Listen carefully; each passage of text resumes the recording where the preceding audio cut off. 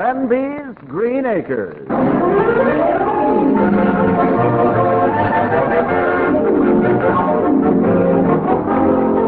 City people are always complaining about traffic congestion, the subway rush, small apartments, and high prices. Most of them just complain, but every now and then one of them does something about it. Take the case of John Granby. Martha, we're leaving the city. I quit my job at the bank and bought a farm. Bought a farm? But, John, you don't know anything about farming and growing things. Oh, no? Just take a look at that window box. Look at those geraniums. Aren't they tremendous? Well, yes. But do you know why they're so big? Because I knew what to feed them. I gave them the best plant food that money could buy. I sprinkled charcoal, vitamin B1, bone meal, and ground fish in the soil. John, those aren't our geraniums. They're not? No, they belong next door. They just crawl over here to eat.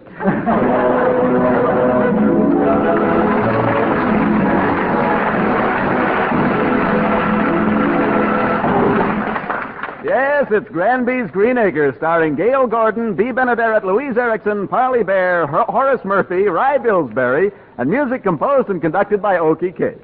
And now, Mr. Granby lays an egg.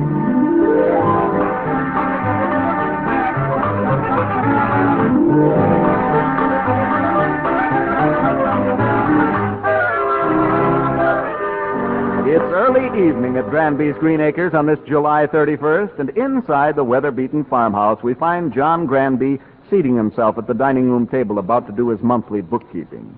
Swiftly, he adds up the month's profits, makes a lightning calculation, and says, Martha, where's the red ink? John, must you do your bookkeeping on the dining room table? I want to clear it off. Later. Now, let's see. 8 and 9, 17. John, I thought Martha, I'm trying to concentrate on these accounts. If you'd concentrate on your budget, maybe they wouldn't be so muddled up. Why, what did I do wrong? Oh, look for yourself. Let me see. 1 pound of macaroni, 22 cents. 1 package of tea, 10 cents. 22 and 10 is 52 cents. Oh, I see my mistake now. I should hope so. I spelled macaroni wrong. Never mind, Martha. I'll fix it. Shall I get you the dictionary? Yes.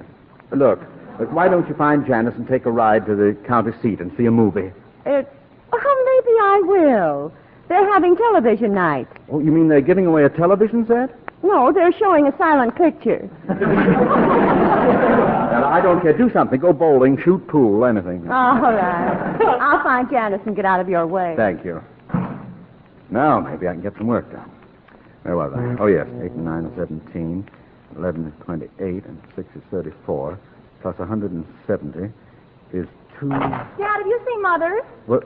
Oh, yes, Janice. She's looking for you. Thanks. I'll find her. Let's see. 8 and 9 is 17. And 11 is 28. And 6 is 34. Plus 170 is 2... John, have you any idea where Janice might be? Oh, she was Maybe just... she's out on the porch. 8 and 9 is 17, and 11 is 26, and 6 is 34, plus 170 is 2... John, I can't find Mother. Janice, I'm trying... Don't get mad.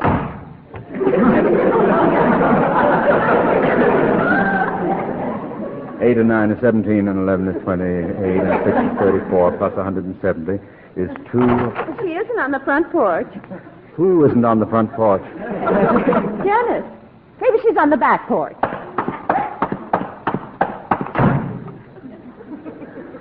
8 and 9 is 12. 8 and 9 is 17. And... Mother!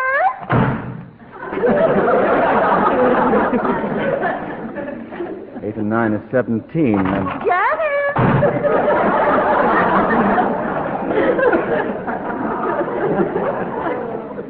8 and 9 is 17, and...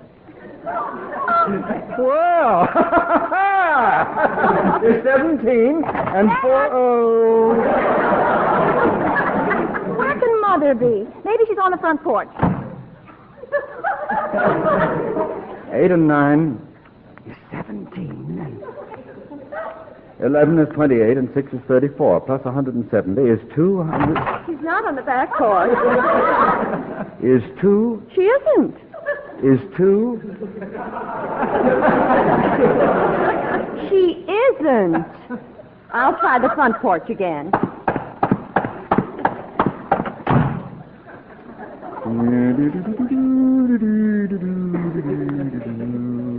8, 9, 17, 11, 28, and 6, 34 plus 170 is 2. Come in! What? I walked around the house. Mother isn't on the back porch either. I'll try the front porch. 8 and 9 is 17, and 11 is Excuse me. 28, and 6 is Excuse me. 34 plus 170 is 2. John, have you seen Janice? Yes, I have. Oh. Well, where is she? She left you on the far turn.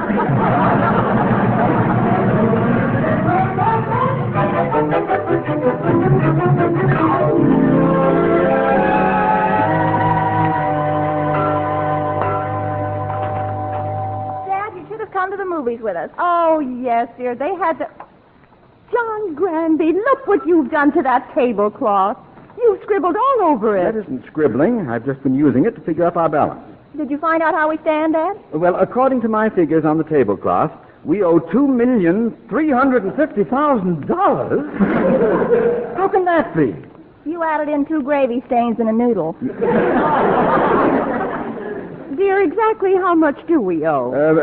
$2,350.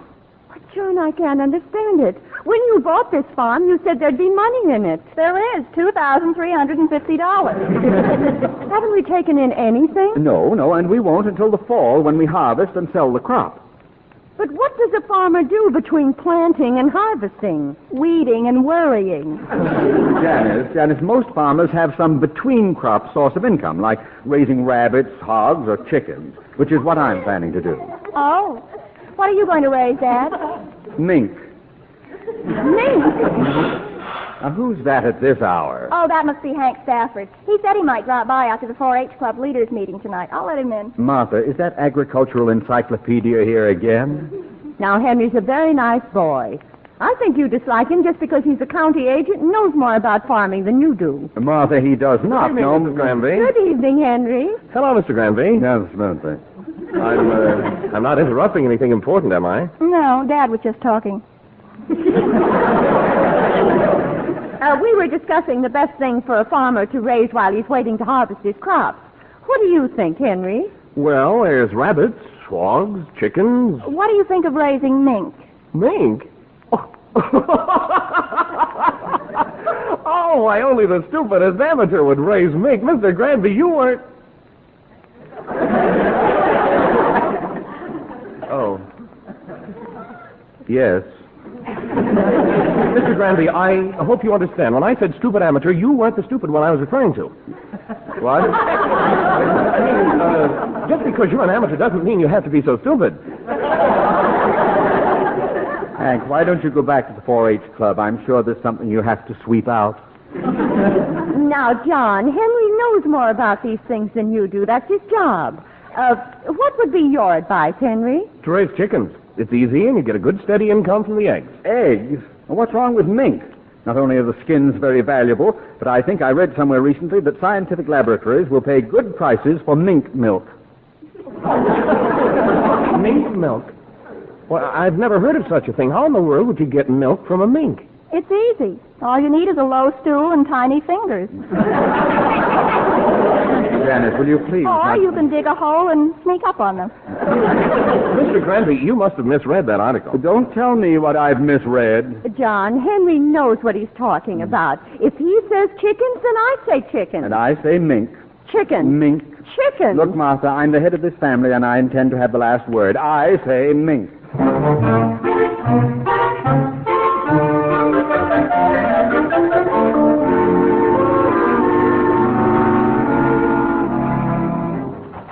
Miss Kimble? Yeah? Do you know where I can buy some chicken? I thought that since you run this feed store, you might know where I could buy them. Oh, so you're going to raise chickens? Yes.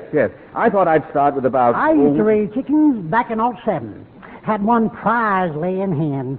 She was a real lollapalooza. Yes, but I was... That there hen could almost sense the daily market reports. When the market went up, she laid 10 or 12 eggs. When the market went down, she'd only lay 1 or 2. One day, she just passed away from the strain. Oh? What happened? She got caught in a fluctuating market. That's very interesting, but I'd like to buy some chickens. Yep. That there was quite a year, all of a sudden. That there was the year they found gold on my farm. Gold? Yep, Charlie Gold. Escaped from the state penitentiary. Look, he was working in the prison kitchen at the time. Started eating the warden's strawberries. Ate 10 boxes all by himself. That's what made him break out. Please, Mr. Kimble, do you know where I can buy some chicken? How many do you want? Oh, about 200. Let's say, I just remembered. I'm going to pick up some chicken today in payment for a feed bill that's owed me. They're about 6 months old. Rhode Island Red. Oh, Rhode Island Red. Man couldn't want better egg layers. Egg layers? Mm-hmm. Say, that reminds me of a hen I had in '07. Yes. You told me about that. Did I tell you about the fluctuating market? Yes. Did I tell you about finding gold on the farm? Yes. Gabby, old cuss, either. Mr. Kimble, do you want to sell those chickens? Sure, it'll get me back the money for the feed, but... It's a good deal for me, too. If they're 6 months old, they're ready to start laying eggs. Eggs? Mr. Granby, I'd like now, to tell please, you... Mr. Kimble, no more stories. Just have those chickens sent out to my farm. But doggone it. All I wanted to tell him was that if he wants eggs, why, he sure ain't going to get none from them there chickens. They're roosters.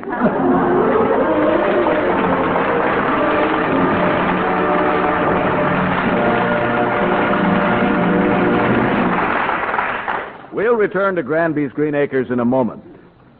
If you happen to be a department store executive and you happen to be looking for a sales girl, I don't think that you'll find Joan Davis very efficient. She can cause you too much trouble. But if you happen to be a radio listener and you happen to be looking for laughs, then be listening in over most of these same CBS stations later tonight to hear Leave It to Joan. Now here's part 2 of Granby's Green Acres.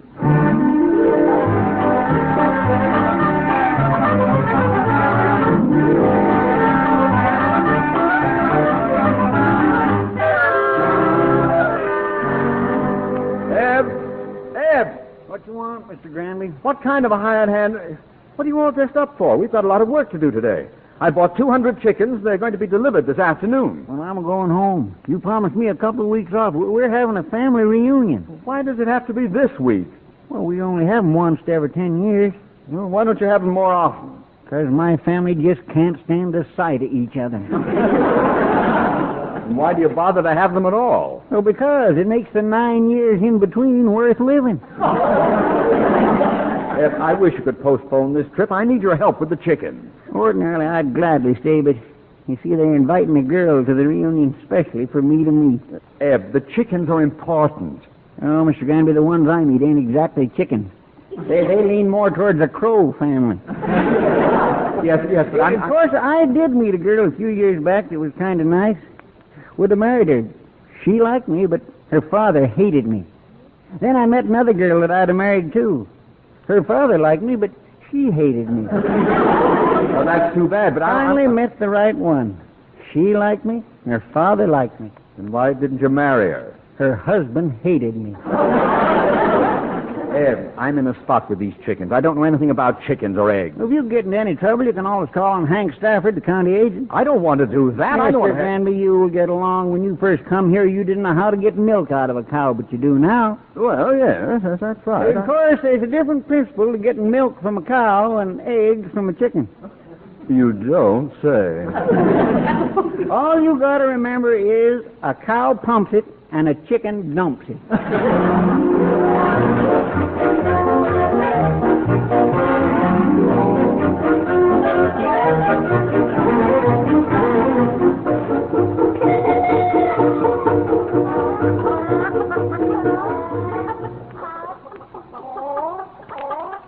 John, look at those chickens. Aren't you glad that you bought them instead of trying to raise minks? I don't know yet. We've had them for 3 days now.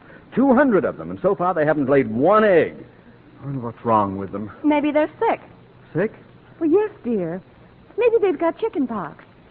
Martha, a chicken doesn't get chicken pox. People get chicken pox. Well, what do chickens get? People pox. John, why don't you send for Henry Stafford? Henry Stafford, he's the one that got me into this. He's the one who told me to buy chickens. I'll find out what's wrong with them myself. Maybe they're too young. Maybe they don't know how to lay eggs. Maybe they have to be shown. John, send for Henry. I will not.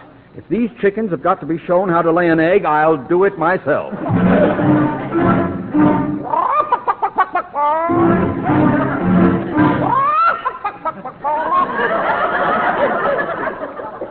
Martha, I'm worried. Why don't those chickens lay any eggs? It's been 5 days now.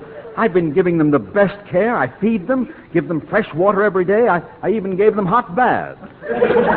Oh, John, I'm sure you don't have to give chickens hot baths. Well, I thought it might relax them. Anyway, it doesn't hurt to keep them clean. It's a wonder you didn't put them in the Bendix automatic washer.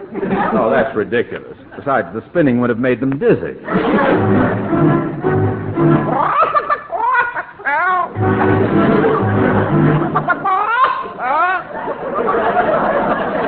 Hold still, Jake. Hold still.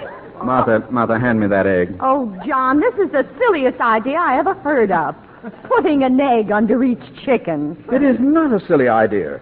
I want to demonstrate forcibly to the chickens what's expected of them. But, John, Martha, give me the egg. Now, slip it underneath. No. Hold still. Hold it. Now, chick, sit on it.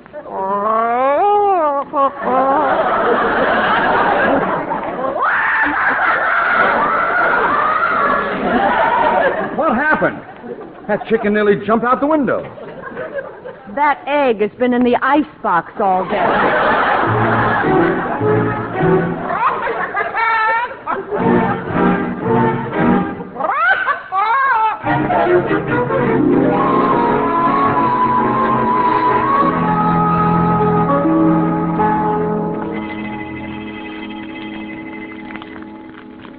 Oh, good morning, Martha.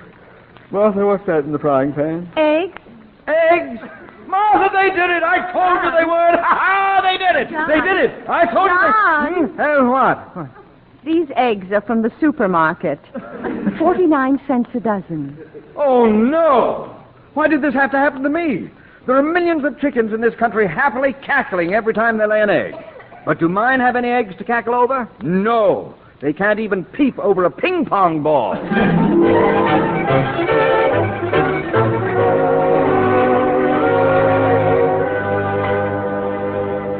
John, dinner's ready. I'm not hungry, Martha. Oh, John, you didn't eat any lunch. I'm not hungry. It's silly to let those chickens affect you this way. Why don't you ask Henry Stafford to help you? Martha, as far as I'm concerned, Henry Stafford can... John.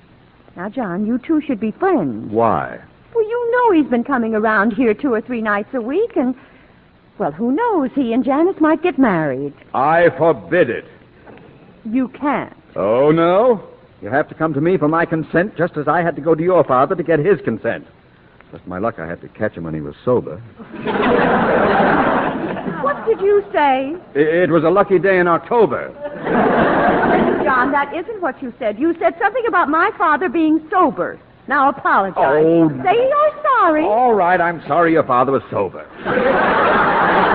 I mean, not... Well, it kind of slipped out.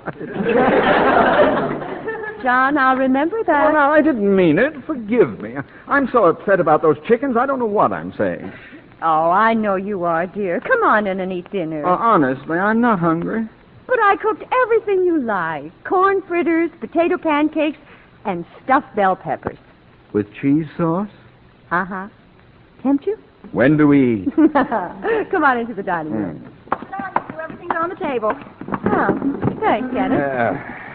Doesn't it look good? Oh, wonderful. You know, Martha, I really am hungry. Well, there are 3 bell peppers, 1 for each of us. Help yourself. All right, I'll... Who's that? Oh, that must be Hank. We're going to see a reissue of All Quiet on the Western Front. I'll let him in. All right, dear. Henry's a nice boy, isn't he? Why does he always arrive precisely at dinner time? He's always so hungry. Never saw anybody eat as much as that man. I don't care if he does. Good evening, Mrs. Granby. Hello, Henry. Hello, Mr. Granby. No, sir. I hope I'm not interrupting your dinner. We haven't started yet. Won't you join us, Henry? Martha, we only have 3 bell peppers. Thanks, Mrs. Granby, but I've already eten. You have? Yes. Well, pull up a chair, Henry, and sit down. Make yourself comfortable. Too thick? Now, please go on with your dinner and don't mind me. We won't. Martha, help yourself and pass the bell peppers. All right, dear. Here. Janice, take yours. Thanks. Hank, would you pass this bell pepper to Dad? Why, certainly, I'd be glad. Gee, that smells good. A bell pepper. Yeah, that's what it is. Pass it right over here, Hank. Gee, bell peppers, just like my mother always makes. That's fine. Pass it along like a good boy. Mrs. Granby, what kind of seasoning did you use in this? Pass the bell pepper. I always use sage, thyme, and curry. Pass the bell pepper. My mother uses a sprig of bay leaf. Oh? Pass the bell pepper. Mom uses that, too. The bell pepper, pass it. Henry, are you sure you wouldn't like to try one? Of course not. He's already eaten past the bell pepper. Well, on second thought, Yes? I think I will. Oh, no. Help yourself. But what about Mr. Granby? I wouldn't like to take his bell pepper. Oh, John doesn't like them. He never eats bell peppers. What are you saying? John, you know they disagree with you. Don't they? Yes, they disagree with me. How do I know if they disagree with me? I haven't gotten close enough to argue with them. Say, this is great. Just like my mother always makes. Just like my mother always makes. His mother is such a good cook. Why doesn't he eat at home? You don't need to have Where him is your around, mother, right? Hank? Nebraska. I'd gladly buy him a ticket back there. One way, of course. He eats everything in sight. Hey, maybe I can get that potato pancake before he spots it. Martha? Is that a potato pancake, Mrs. Granby? How do you like that? Not only takes the food out of my mouth, but the words, too. Oh, do you like potato pancakes, Henry? Oh, I love them. Now, that was a stupid question. Well, then take it, Henry. Oh, no, I couldn't. Go on. What I just ate. Oh, but they're really... Martha, don't force him! Janice, pass me the potato pancake. Sure, Dad. Hank, would you pass this, please? No, wait. I'll come down and get it. John, sit down. Henry will pass it to you. What odds are you quoting? Why, certainly, Mr. Granby. I'll be glad to... Hey, that sure smells good. For him, everything smells good. I wish he had a cold. Mrs. Granby, did you make this with an egg and onion batter? Hank, pass the potato pancake. Oh, yes, I always cook them that way. Just like my mother always makes them. Why didn't he spend more time playing baseball and less time in the kitchen spying on his mother? He'd just leave the... Why don't you try that potato pancake, Henry? Mr. Granby never eats them. Do you, John? Oh, no. I never eat potato pancakes. They wouldn't go well with the bell pepper I didn't eat. Go on, Henry. Help yourself. You're among friends. That's just her opinion. All right, if you insist. Oh, this is great. Mm-hmm. You know, I'm passing on all these recipes to Janice. Really? All I can say is, if she's anything like you, whoever gets her will be getting a first-class cook. Oh. Whoever gets him will be getting a first-class schnook. Uh-oh. Oh, look. There's one corn fritter left. I'm starved. Hank, what time do we have to leave for the movies? Oh, we have plenty of time. My only chance to get that corn fritter is to divert his attention. I won't talk about corn fritters. I'll talk about... John, what are you mumbling about? I wasn't mumbling, Martha. I was telling Hank about my chickens. Oh, I didn't hear you. What about them, Mr. Granby? Well, I'm having trouble with them. What's wrong? Well, they're not laying any corn fritters. I mean, Oh, I'd forgotten all about the corn fritters. Henry, does your mother ever make them? No, she doesn't. Well, happy Mother's Day and pass the fritter.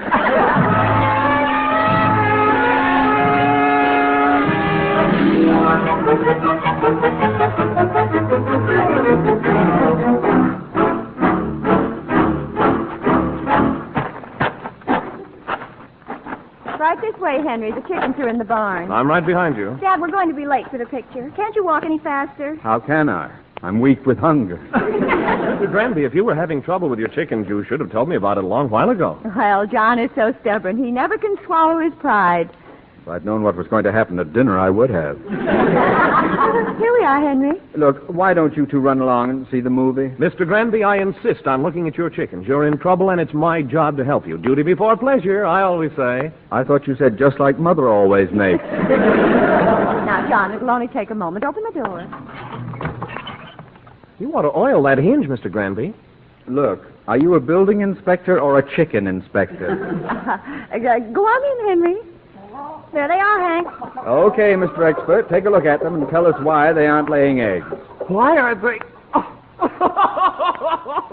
Well, what is so funny? Well, they couldn't lay eggs. They're roosters. What? Roosters, Dad. John Granby, how could you have made such a stupid mistake? Well, it was, I don't know why. Dad, I'm going to have to take you aside and have a little talk with you. Now, look, I never bought chickens before.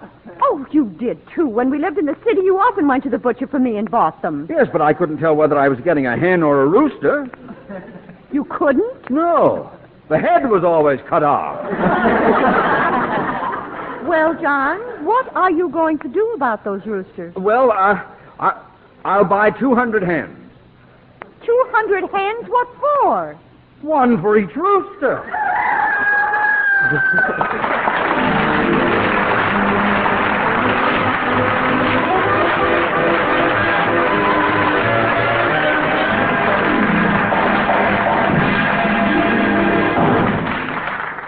Now, once again, we're back at Granby's Green Acres.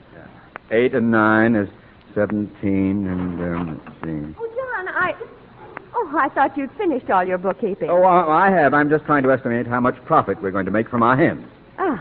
Well, how does it look? Oh, pretty good. In fact, I might venture to say that soon you'll be able to buy yourself a lot of little luxuries with the egg money. Egg money? But, John, won't that be awfully messy to carry around in my purse? 8 and 9 is 17, and... Good night, John. Good night, Martha. 8 and 9 is 17. Good night, Dad. Oh, good night.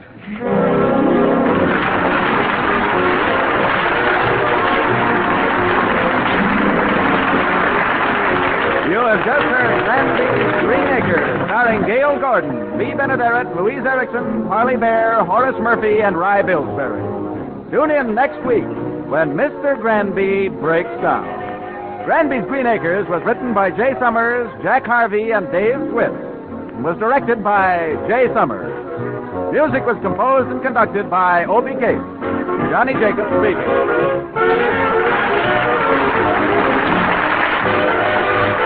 Stay tuned for Leave It to Joan, starring Joan Davis, following immediately on most of these same CBS stations.